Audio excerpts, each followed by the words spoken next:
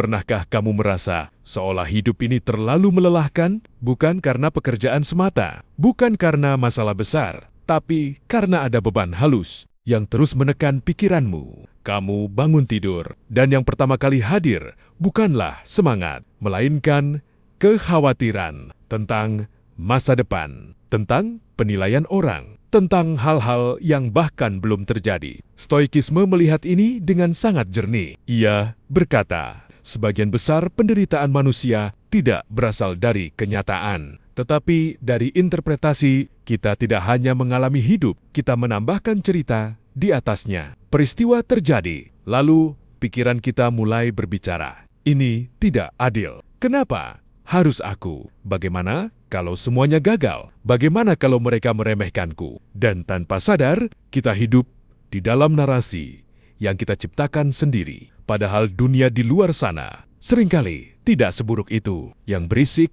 bukan hidupmu. Yang berisik adalah pikiranmu. Stoikisme tidak menawarkan pelarian. Ia menawarkan konfrontasi yang tenang. Ia mengajakmu menghadapi satu kebenaran sederhana. Ada hal-hal yang berada dalam kuasamu, ada hal-hal yang tidak, dan kebijaksanaan dimulai. Ketika kamu berhenti mencampur adukan keduanya, kamu tidak bisa mengendalikan apa yang orang pikirkan tentangmu. Kamu tidak bisa mengendalikan apakah orang akan menghargaimu. Kamu tidak bisa mengendalikan apakah hidup berjalan sesuai rencanamu. Namun kamu selalu bisa mengendalikan bagaimana kamu merespons, bagaimana kamu berpikir, bagaimana kamu bersikap. Tapi disinilah tragedinya. Kita menghabiskan energi untuk hal yang tidak bisa kita kendalikan dan mengabaikan satu-satunya wilayah kekuasaan sejati, diri kita sendiri. Kita ingin semua orang mengerti kita. Kita ingin keadaan selalu sesuai harapan. Kita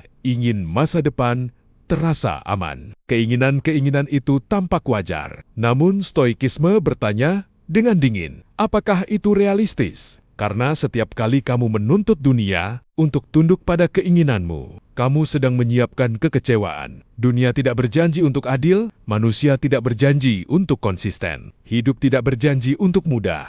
Tapi kamu bisa berjanji pada dirimu sendiri untuk tetap waras, untuk tetap stabil, untuk tidak kehilangan kendali batin. Stoikisme bukan tentang menjadi kebal rasa. Ia tentang menjadi tidak mudah goyah, tentang memiliki jangkar di tengah badai. Bayangkan, dua orang menghadapi masalah yang sama. Yang satu panik, marah, menyalahkan keadaan. Yang satu tetap tenang, berpikir jernih, bertindak seperlunya. Masalahnya sama. Dunia yang dihadapi sama, namun kualitas hidup mereka sangat berbeda.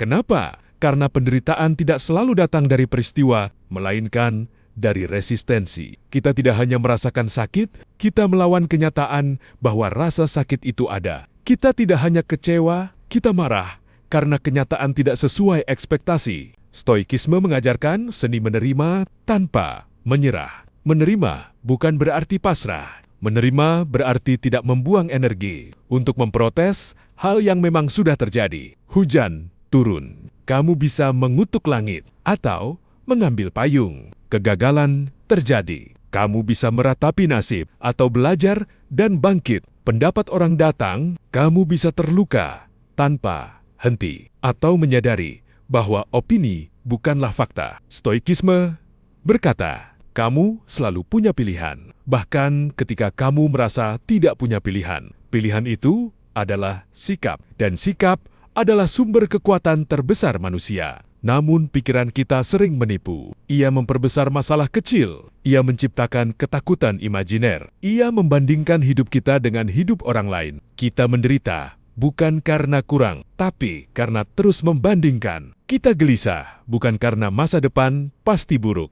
tapi karena kita menuntut kepastian, padahal hidup sejak awal adalah wilayah ketidakpastian. Stoikisme tidak mencoba menghapus ketidakpastian. Ia melatihmu untuk hidup damai di dalamnya. Untuk berkata, apapun yang terjadi, aku akan menghadapinya. Bukan. Semoga tidak terjadi apa-apa. Karena keberanian sejati bukanlah berharap badai tak datang, tetapi siap berdiri ketika badai tiba. Kamu tidak bisa mengontrol umurmu, tidak bisa mengontrol nasibmu, tidak bisa mengontrol bagaimana cerita hidupmu berakhir, tapi kamu bisa mengontrol apakah kamu hidup dengan martabat, apakah kamu hidup dengan kejernihan, apakah kamu hidup tanpa menjadi budak emosi. Stoikisme mengingatkan kita pada kefanaan, bukan untuk menakut-nakuti, tapi untuk menyadarkan bahwa waktu terbatas, bahwa banyak hal yang kita khawatirkan hari ini tidak akan berarti apa-apa dalam beberapa tahun, bahwa hidup terlalu singkat